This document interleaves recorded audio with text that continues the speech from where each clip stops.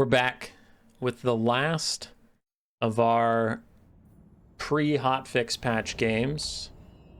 If you didn't remember the intro to the last video, I said I had 3 series left on the pre-hotfix patch. So we went out of order. We skipped Codex and Ash. We jumped down to Butcherbird, John FB, Flower, and Blood Penguin. And then the semifinal after this is also, I believe, on the pre-hotfix. So we're going to cast Butcherbird versus John, and then whoever wins that versus Flower. We are going to do both series in this video because when I looked at the builds of the factions, these look like they should be some pretty explosive one-and-done games. Not all of them, but enough that we could just bang them out. So let's do this. Flower versus John FB. No. Butcherbird versus John FB. Yeah. Brain fart. We did Flower yesterday with Blood Penguin. Okay. Let's go find that replay. Giant folder of replays. Yeah, there we go. That's why I was looking alphabetically and I'm like, I don't see what I'm looking for here. What's going on? All right, scorecard, bring it up. So Butcherbird changes his name a lot on Steam. I'm just going to refer to him as Butcherbird because that's what I know him on Discord as. Butcherbird on the Wood Elves. Big fan of the Wood Elves and Beastmen. Old Bird is. On the other side we have a John FB. And a Wood Elf mirror to start it off. Okay, why is the frame rate doing that in a replay? That's concerning.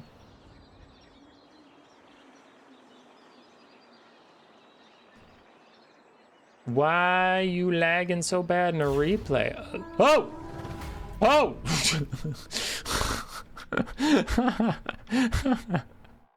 That's recorded, right? Yeah, of course it is. You guys had to see that. So my frame rate was taking forever, like chugging, and I didn't know what was going on, and then like literally the whole red army just appeared. Okay.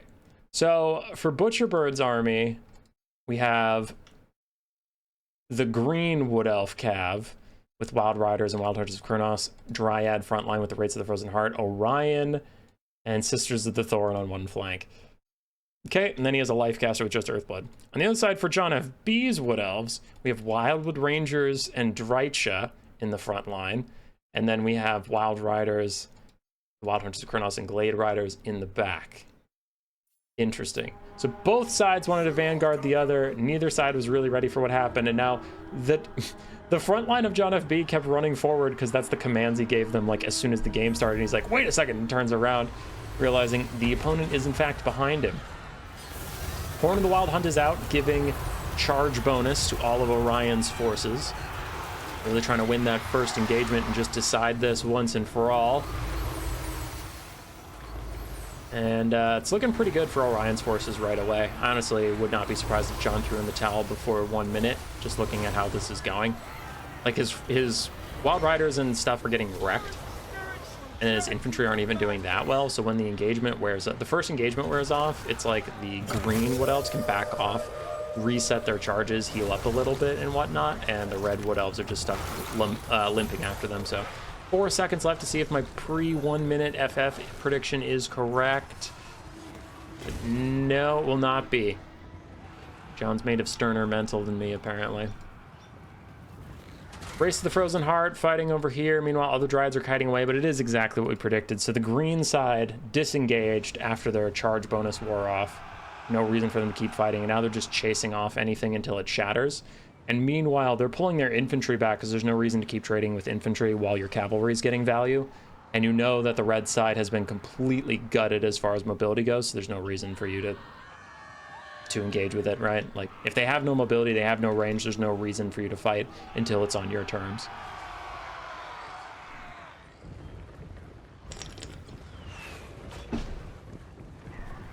All right, last of the Glade Riders for the red side, looking to rout any second now. And once they rout, they will foolishly leave all of their support and be mercilessly run down by the green forces elsewhere. Meanwhile, Orion's just charging up his next Horn of the Wild Hunt, which I expect will be used by all the cavalry to charge back in on the Wild Rangers and the Dryads, who don't have high enough armor that the Wood Elf Cav can't just murder them on the charge anyway. Ooh, pretty bad pick here, though, for the green team. Drycha and these Wild Rangers somehow got the Spellsinger of Life. Like, she just wasn't running away, it seems like. She just kind of stayed where she was and got murdered. And, like, cavalry weren't sent to Cycle Charge to break her out or anything. And now the Wild Hunters of Kurnoth showing up a little late. So just a bit of a micro mistake there from Bird. Not game losing, but it does neuter a lot of your advantage, like where you could pull back and just heal into the late game. Still, we can see the balance of power in the battlefield. Crazy advantage for the green team, but some of their advantage is gone, and now with a sick enfeebling foe onto the Wild Hunters of Kurnoth that are wrapped up, and they can't break out because these Glade Riders are just putting the last of their bodies in the way. And now with another rear charge from other Wild Riders, the Wild Hunters of Kurnoth can get the safety, but some pretty good clawbacks here from John FB, getting value in a situation that felt quite bad. Elsewhere, his Race to the Frozen Heart are picked off. Butcherbird's still rallying his own forces back in. Meanwhile, Wild Riders trying to charge any Dryads that aren't a part of this blob right now. Though Orion actually has some blob punishment spells. Did he take him? He took one, the Hounds of Orion. And there they go. Throws him onto the 3 units stacked up. So John's units wanted to stack to avoid getting picked off by the cavalry all alone, but then stacking up also makes them juicy targets for the Hounds of Orion. Really good cast. Sisters of the Thorn using all their ammunition before they feel like engaging. The Wild Riders are just going to charge in. There's the Horn of the Wild Hunt. I would not be shocked if we saw other Wild Riders and Sisters of the Thorn also charging in while that horn is active. They have 17 seconds left of its power. 79 charge bonus. In they go, flying through. Grace is coming over, looking at me weird. Hi. What? Recording. What do you need? What is it? Okay. Let me finish this game. It's about to end, I think. And then I'll pause the video. Okay. So Ryan's fighting these guys. Army loss is gonna hit. And that is GG. This game 1 goes to Butcherbird. In a very strange start. So let's take a look at these values before I pause the video and talk to my wife. She looks mad. It's probably because I stole all their money. Scrolling over the values, Bird's Cav got a lot of good value, which we expected when they won the Cav fights. Orion got great value. A little bit of a whoopsie, leaving the Life Caster to die. Dreich on the other side got really good damage value. Infantry did fine. And I think John's Cav is going to, be lacking on value because Bird got the better engagements and just murdered them all right away. All right, GG. All right, after that brief interruption, which you didn't experience because of editing, we're on to game 2, which has now switched perspectives. It's going to be a little confusing for you, but John FB is now on the left and Butcherbird is on the right. And I'm not going to switch those. I don't know if the third game is a news perspective. I don't know, man. When people don't all send in one, it's messed up. So for John FB on the greenskins, we have Orc Boar Boys and Boar Boy Biggins, Savage Orc Boar Boys mixed into Stone Trolls, and the Swamp Things River Troll ROR. Ruglin's Armored Orcs and some Savage Orc ROR Boys, a Night Goblin War Boss with Net and Fermented Fungi, Orc Shaman with Fists of Gork and Here We Go, and Goblin Spears and Orc Boy Spears. On the other side, for Norska of Butcherbird, even though the top thing is lying to you. 2 Marauder Ice Wolf Chariots, Norscan Ice Wolves, Marauder Bearmen and Marauders, Skin Wolves, Throg, and a Shaman Sorcerer of Metal with Searing Doom and Found Transmutation. Neat. Now Norska, with a better Vanguard deployment force and just running quicker, will get a downhill charge on the greenskins, which should help them a little bit in the melee to come. Charge in, boys! Norscan Ice Wolves diving over the top. Throg is here as well. Throg does have Wintertooth Crown and Fight or Die, so various melee buffs of lots of kinds. Orc Boar Biggins taking a lot of punishment right now from the greenskins and whatnot. Looks like an Here We Go is getting procced by the greenskins. That's going to be a really good one. Catches Boar Boys, Orc spears and the swamp things. So yeah, those spears are going to actually start chunking fools. 60 melee attack without their bonus versus large. More boar boys charging over to the sides. Greenskin's doing overall very well in the front line as Norska has divided some of their forces to get to the back. Rear charging the Greenskins, trying to shadow that leadership of theirs.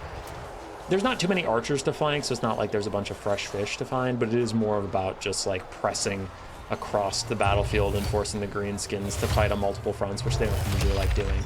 They usually like to have secure flanks and just push in one direction.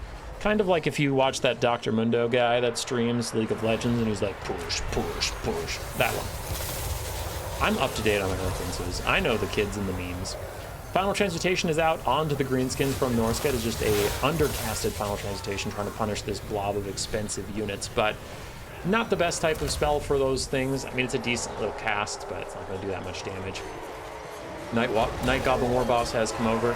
Now Throg is a bit stranded, standing in Orc Spears and Orc Boarboy Biggins, and now with Night Goblin War Boss also poking at his bum. He's having a pretty bad go of it as Skinwolves are routed away. I saw a Tormentor Sword for a bit, but it looks like it's worn off. Greenskin's taking a slight lead on the balance of power. The far flank from what we were watching, this one on the right hand, is going pretty well for the Norskins. You can see the Greenskins that are here are about to rout and leave the Stone Trolls all alone, and full health Stone Troll getting sniped out is pretty huge. But on the left flank, the Greenskins are doing very well, and Throg is here, so that is a bigger pick. You know, Stone Trolls for Throg trade definitely going in favor of the Greenskins. They're even going to rampage the caster and try and get the Shaman Sorcerer of Metal too.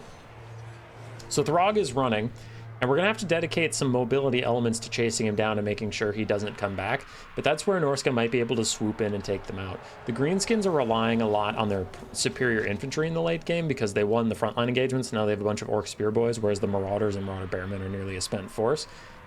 Their mobility isn't the same, right? We see a lot of the Orc Boar Boys are either routing or very damaged, and Norska's last real strength is their Norskan Ice Wolves and Skin Wolves that are still around.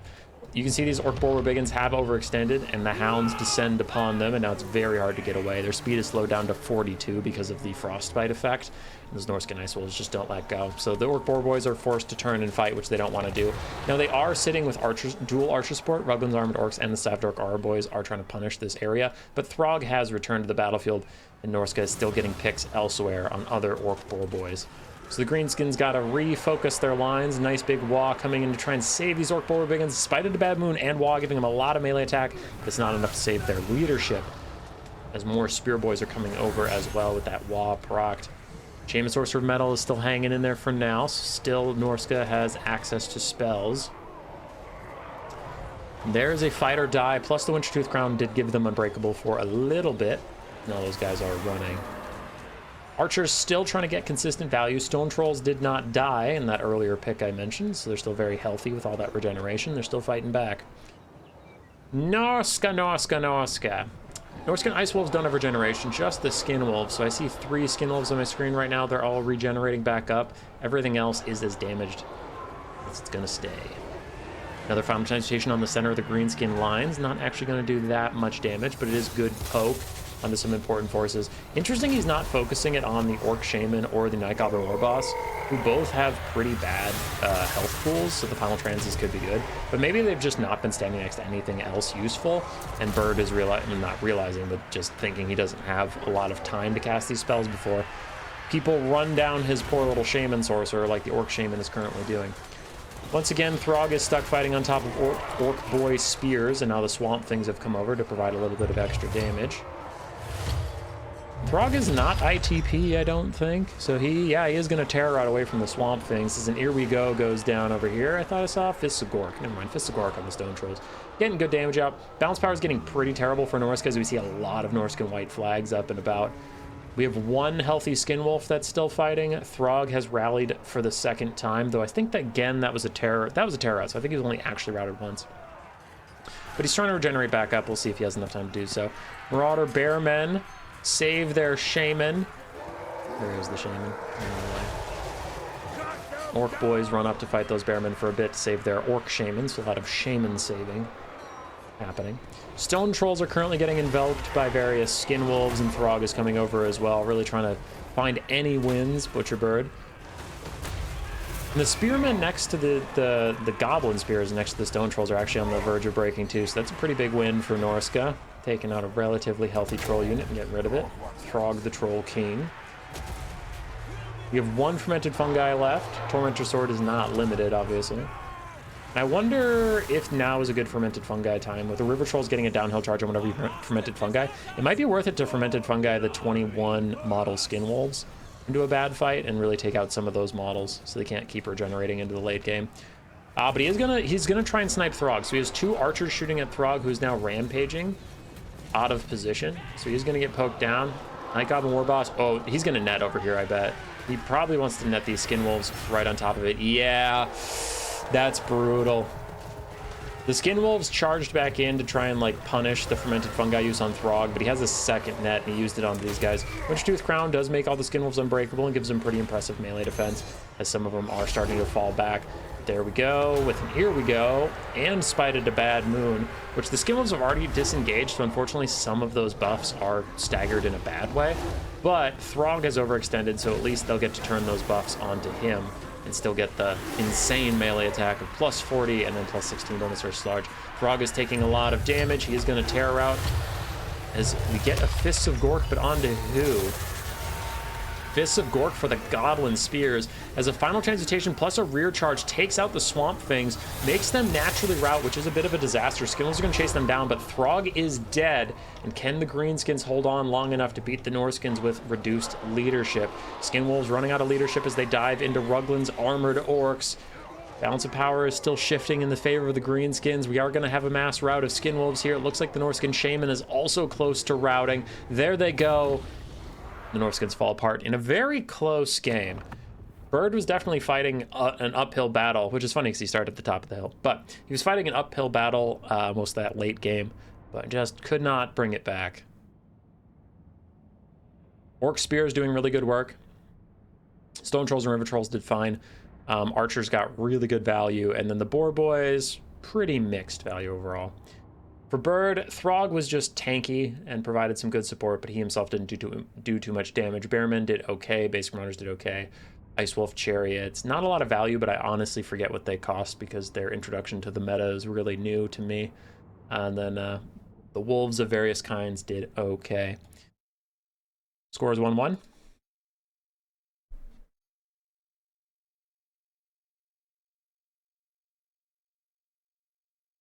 All right.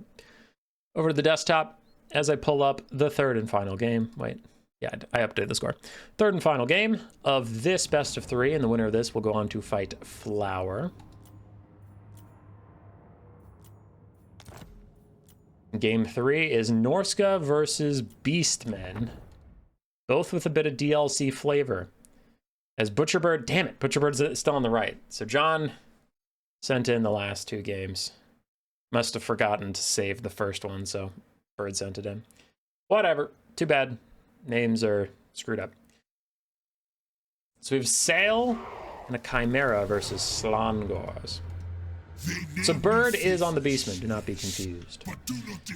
For Bird, we have 2 Feral Manticores and Malagor Dark Omen with Doom and Darkness and Flock of Doom. We have 2 Minotaurs with Great Weapons? No, 1. And then the Sons of Goros with other regular Centaurs as well. Slangor Frontline and Ungor Raiders. For Norska, we have a Chimera, Marauder Berserker Frontline, backed up by Norskin Ice Wolves, Skin Wolves, Sail the Faithless with Wind Blast and Enfeebling Foe. And then we do have the Cold Voider Chaos Frost Dragon ROR.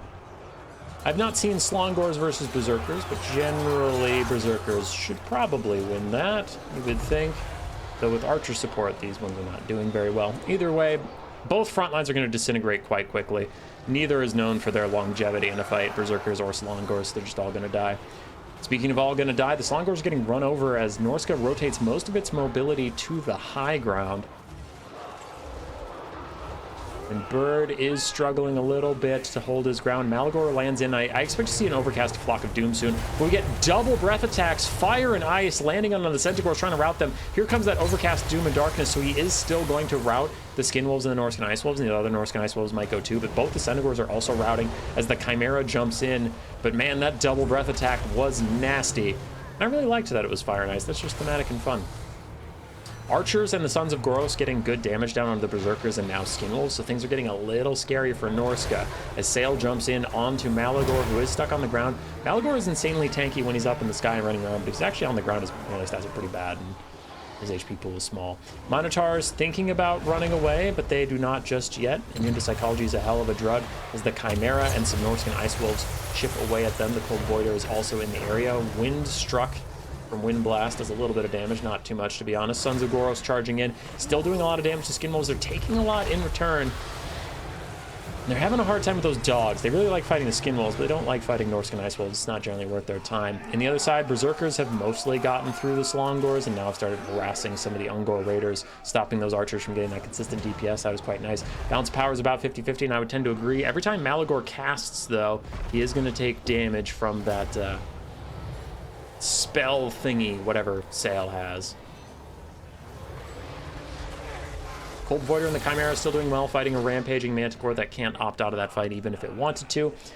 But one concerning thing for Norska is that the Beastmen seem to have come out on top in the mobility game. They're wounded, but they do still have more mobility than the other side. Norscan Ice Wolves and Skinwolves unable to get away from those incredibly fast Centaurs that are just running them down wherever they try and hide. So that's pretty bad. You get into a late game situation with all mobility, but I suppose this isn't your traditional Norska where you could cycle charge their light infantry and win. You got to take down the Cold Voider and a nearly full health Chimera as well, which is going to be much more difficult with wounded Centaurs because cycle charging only gets you so far. Berserkers in the distance, rampaging after these Ungor Raiders. I bet Norska wishes that they would stop rampaging so that they could turn and focus them onto better targets, but still these Berserkers did their jobs versus the Slongors, did a lot of damage, and now they're still harassing archers down as best they can. Cold Voider chasing the Sons of Goros. Does have double slows with the Frostbite and the Chilling Aura, so if they had actually landed an attack on the Sons of Goros, probably would have stopped them from moving almost altogether. Skinwolves back in for a brief moment, just trying to hold these Centaurs in place. There we go. Windstruck, Frostbite, and the Chilling Aura down to 8 speed as they try and walk away. They're getting nowhere fast. So, Cold Voider finally getting done what it wanted to get done. Meanwhile, in the background, once healthy, this Berserker did take out another Slongor. It did finish off those archers it was chasing while it was rampaging, but the other Slongor and an Ungor Raider able to take it out. So the Beastmen still have one healthy archer with a lot of ammunition. They have the Sons of Goros and another Centaur that are pretty wounded. They have a half-health Centaur, and Malagor is very healthy. For the Norskins, we have a full-health Cold Voider, a pretty much full-health Chimera, and Sail.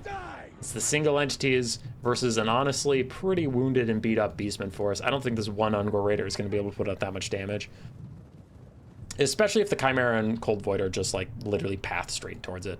And they each still have 2 breath attacks, I believe. I doubt you'll be able to get really juicy big breath attacks considering the forces you have left and the forces the Beastmen have left.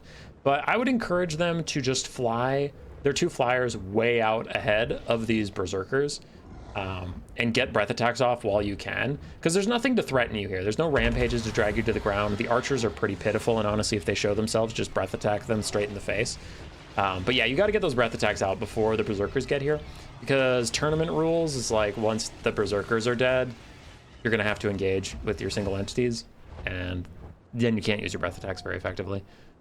I don't know. There's a bunch of nuance, but the main point is he should be getting his breath attacks out now before he's just stuck in a late game melee swamp. Nice dodge from the Sons of Goros onto that breath attack.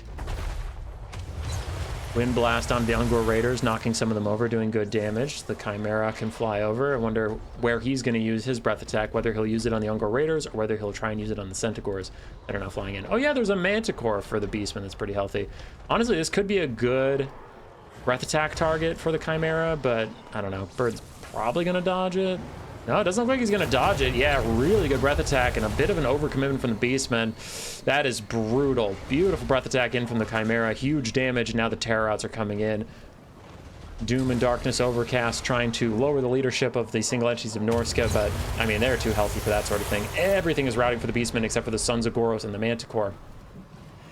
Chimera's thinking about chasing down these Centaurs and the Ungor Raiders, but decides instead to commit back to the regular fight. Get damage on the Sons of Goros while you can. Just get them so low in HP that they don't have the leadership to cycle charge you or anything, right? Because I think he's factoring that in. These Centaurs are just not a threat. Even if they rally and come back, they're just not a big problem.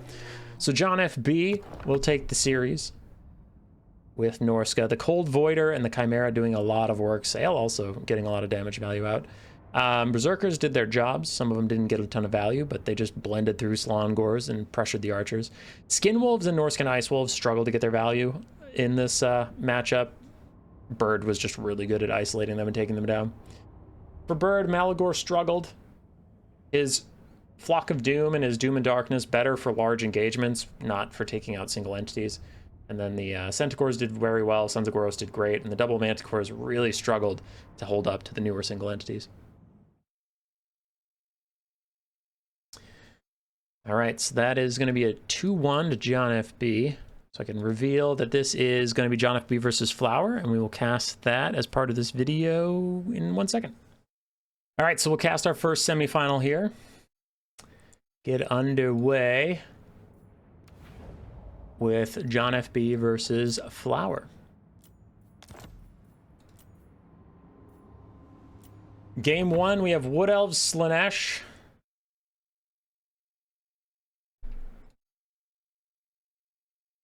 I'll do Flower. Slaanesh has not been doing too hot in this tournament so far. I believe, off the top of my head, they're 0-2. True Slaanesh is 0-2. Demons of Chaos with some Slaanesh stuff on it, I also think, honestly, hasn't been winning that much, but we'll get there when we get there. So for Flowers, Slaanesh, we have Slongor front line, Exalted Keeper, Secrets of Shadows, Pit of Shades of Melkoths, Heralds of Excess, Seeker Chariot ROR, Pleasure Guard, Champion of Slaanesh ROR, Hellstriders on one flank, Seekers, Hellstriders, and Slongors on the other. For the Wood Elves, Wild Riders in the back line, a crap ton of infantry. We have Eternal Guard and Dryads all around in a circle formation. Then Glade Guard with Starfire Shafts and Hagbane Tips for a mix of magic damage and armor piercing across the board. Spellsinger of Beasts with just Flock of Doom. Then we have the Pravenoth Rama caster to try and net down some of those squishy Slaanesh assets. Oh, he's gonna net the Lord right here and she's gonna die. She's gonna die instantly. I hope Slaanesh has something they can do about this. Oh no! Massive misclick! You can see the archers, 3 of them were clicked onto this Slongor. Do they still have time to kill her? 5 seconds left on the Pravenoth Rama, and one nice Pit of Shades is shutting down one of these guys. But the rest of them are all trying to pincushion her, but as Wild Riders get in the way of one of their other Glade Guard, still massive damage, still a great play, and honestly, she looks like she is still gonna die, but it got a little scary there for a moment. Got a little scary with a misclick, but yeah, that is a brutal start to the game for Slaanesh. The Glade Lord netting down. You usually think of the Glade Lord being paired with triple Way Watcher, but you don't have to. I mean, just archers in general, anybody that can punish a single target. Seekers also getting massacred. This is just a one-sided slapping right now. No hope for Slaanesh in this game. I'm already gonna call it. Slongors are getting through the Dryads just fine, and that's great, but like, so much is already dead. Yeah, Flower's just gonna throw in the towel. Very nice net combo. The values really don't matter because the game was so short that like most of each army was still alive, but Flower was just at too much of a disadvantage. So yeah, archers already, most of them already paying for themselves off that one pick. GG. 1-0 to John FB. Go to the desktop to avoid spoilers.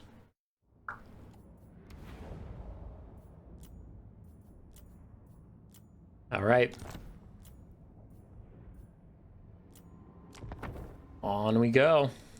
So now Flower says, hey, that looked pretty OP. I think Wood Elves are broken. I want to play them. John's like, fine, I'll take greenskins. Sounds good. Who's texting me right now?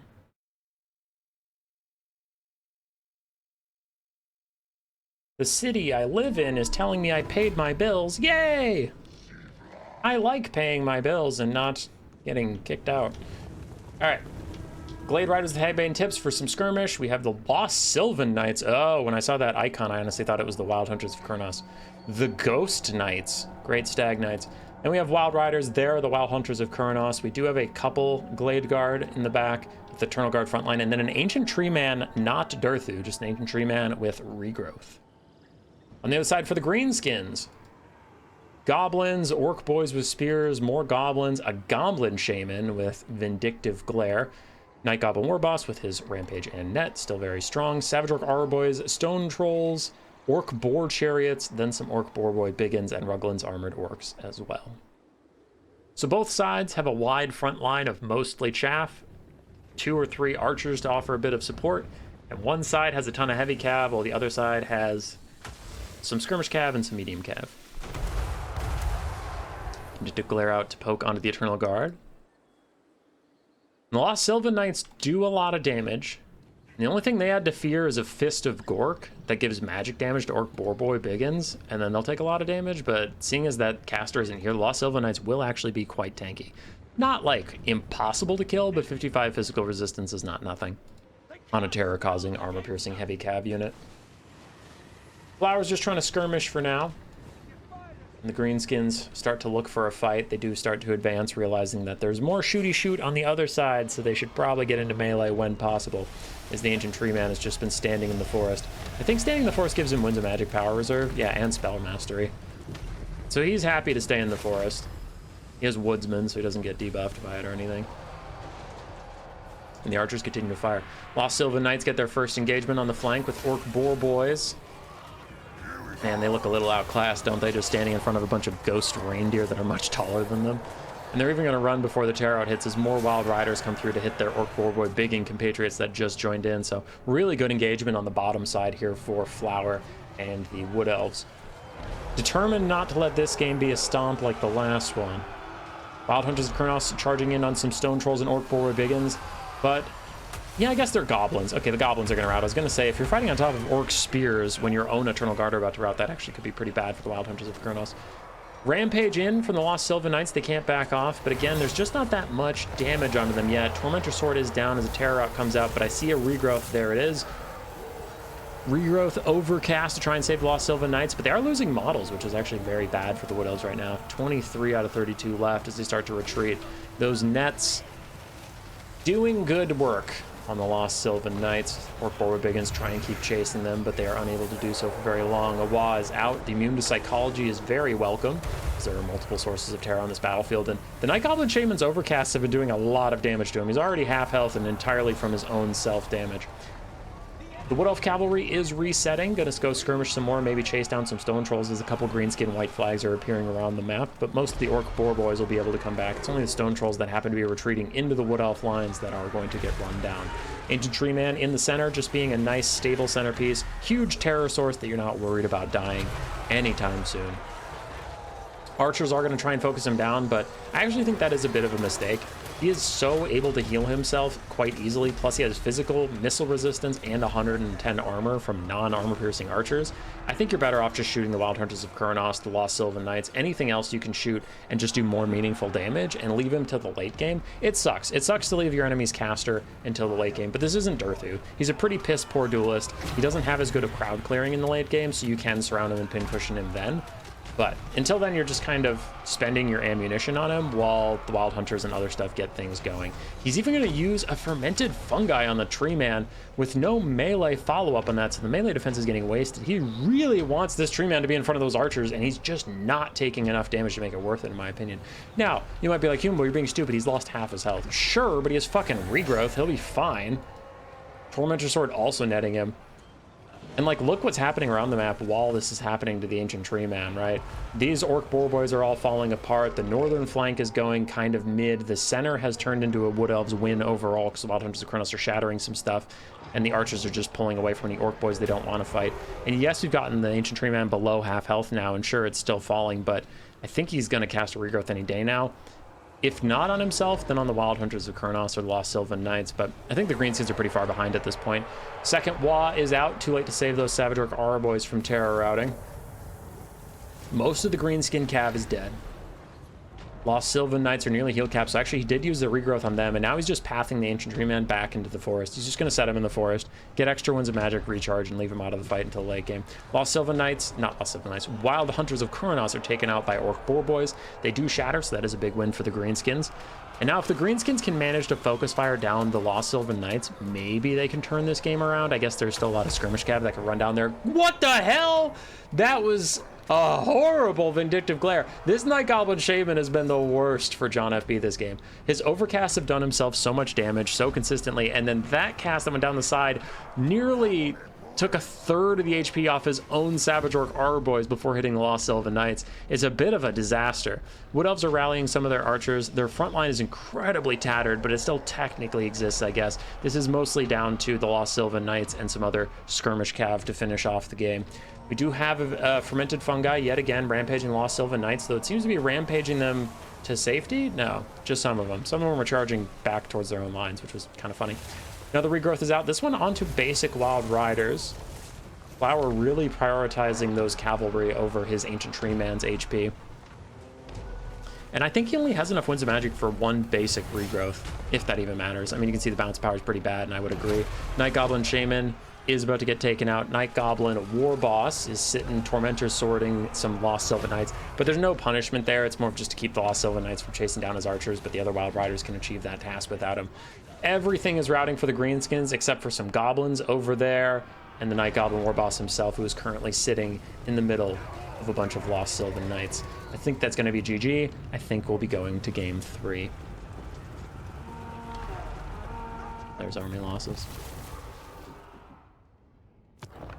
Wood Elves 2-0. Wood Elves OP. Lost Sylvan Knights got decent value. Wild Hunters of Kronos got decent value. Wild Riders and the Skirmish Cav also did nicely. John FB, a Shaman Caster, did a lot of damage to himself and his own army, but he got some okay value considering how cheap he is. Archers did okay. Frontline did fine. Boar Boys got largely trucked. One of them did good. And now I don't actually need to send you the blocker because the only replay I have left in this folder is game 3 of this series. Because for some reason on the rollback patch, I can't see any of the other replays that aren't on the rollback. I don't know why I can't see them. Not even like you can't see them, but they have the red triangle. Just like flat out can't see them. So that might be some troubleshooting I'll deal with later. But for now, game 3. Beastmen, which we've been seeing a lot of this tournament. But we have not been seeing Torox the Brass Bull. I will say that's unique.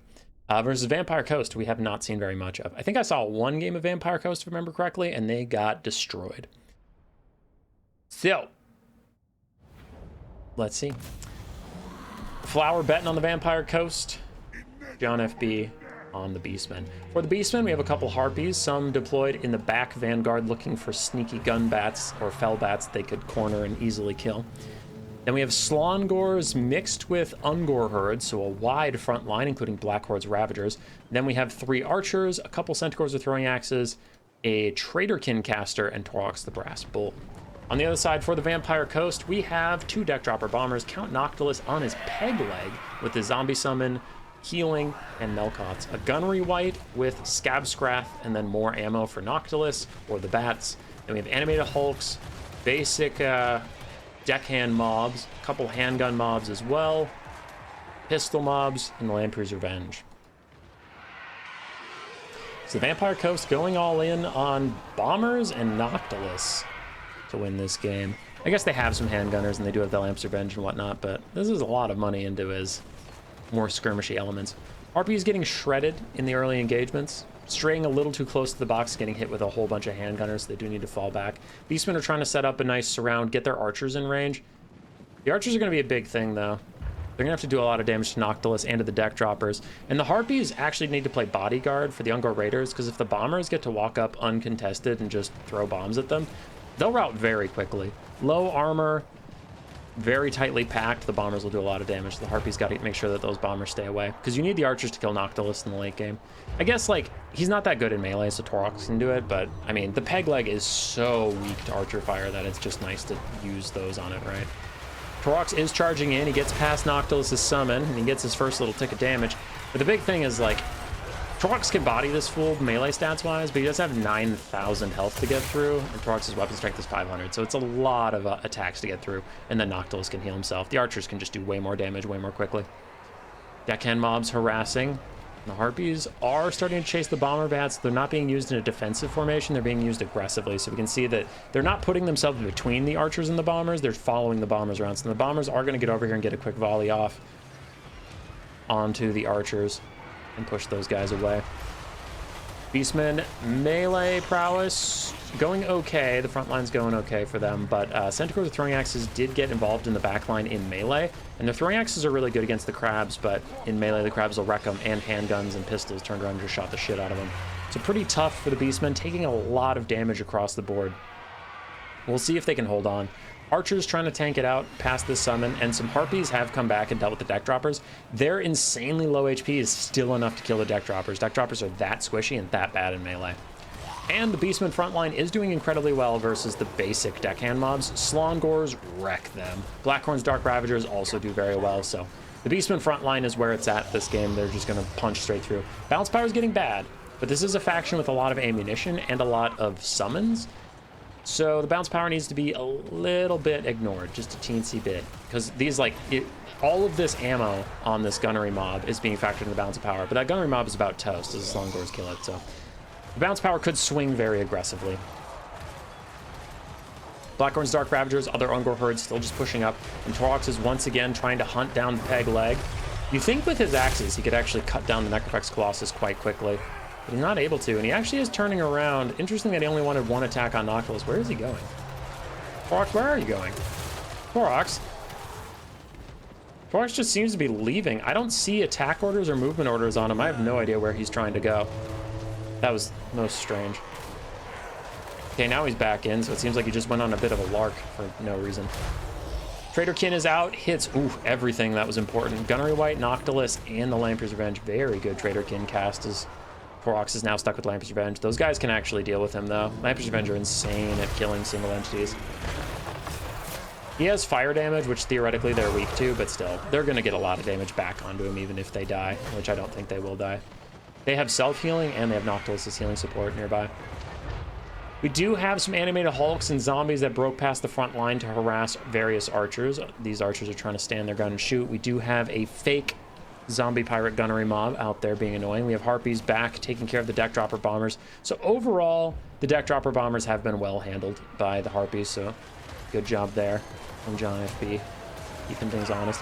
I saw an invocation of heck coming out onto something. I don't exactly know what it was. We have more handgun mobs dying to the Ungor herds and to Slongors. Lamprey's Revenge, half HP, still regenerating up. The Gunnery White taking a lot of damage from Torox. The balance of power is being inflated again by summons, again by ammunition, but also by Noctilus's very high HP pool as we get another Traderkin down. It hits the Gunnery White, doesn't hit Noctilus this time, but hitting the Gunnery White and the Lamprey's Revenge is plenty. A lot of zombie gunnery crews fading away, animated Hulks fading away. So things are getting better for the Beastmen as they hold on, but can their leadership hold? How many of these routes turn into shatters, or how many times will they keep coming back? I mean, honestly, with that low on leadership and HP, Noctilus is going to be able to just turn and shoot him with a cannon, and they'll be going again. Torox getting targeted by the Wraith Storm, I believe that ability is called. 3 comets from the sky, gonna hit him. 4, 5? 5 comets from the sky. Gunner White still taking damage. Another summon out from Noctilus, and another summon out from Noctilus. There's not too many real Vampire Coast troops left out here, but more routes from the Ungor Raiders. More zombies trying to spook those Ungor Raiders as well. This guy has 10 seconds left of life. This guy has a minute and a half left for himself. And the archers are here, shooting at the Lamprey's Revenge, really ignoring Noctilus for now. And like, I did mention at the start, archers do a lot of damage to Noctilus, but it is smart to focus your fire, so if you dedicated so much damage on the Lamprey's Revenge, it is worth it to finish them, rather than switch your targets and then the Lamprey's Revenge will start healing and Noctilus will heal and everybody will heal. It's like, well, when you're dealing with a healing faction, you need to just focus and finish off one thing before you move on to the next. Vampire Coast are getting ahead on the balance of power though, and I do agree. Noctilus is still a terror-causing monster, so the Beastmen's low HP pools are going to start to hurt them a lot. Trader King comes out, does good damage, but Torox is about to rout. Everybody's starting to rout, and army losses is going to hit. Not able to finish off the Lamprey's Revenge. There you go. Noctilus, 1400 value. Gunnery White, 1000. Most of the gunnery mobs didn't get too much done. The Beastmen wrecked them quite easily. Handgun mobs did well. Bomber Bats did okay. Lamprey's Revenge did fine. John FB, Torox struggled a bit to get his value back. He did okay, but not amazing. The Trader King caster was getting a lot of value. Slongors did well, getting decent value, but also a ton of kills, including Blackhorn's Ravagers as well. Ungor Raiders really struggled to get their value back, which was a huge problem. And the Centaurs are throwing axes. I saw them thrown into melee, and I didn't see much of them after that. And I think if they had been able to stay alive into the late game and then use their throwing axes on the Lampe's Revenge and stuff, it could have been better. But who knows? Hindsight's 2020, and also maybe they did something important in melee that I didn't see before they got pushed off. Like, who knows? But yeah, them not being able to just sit and throw throwing axes definitely hurts. Let's take you back to this, and we have our first finalist to determined. As we know, ODM's Flower makes it to the finals. All right. GG's, lads. GG's.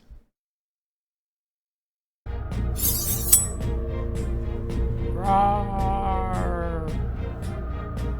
Subscribe. Yes, yes.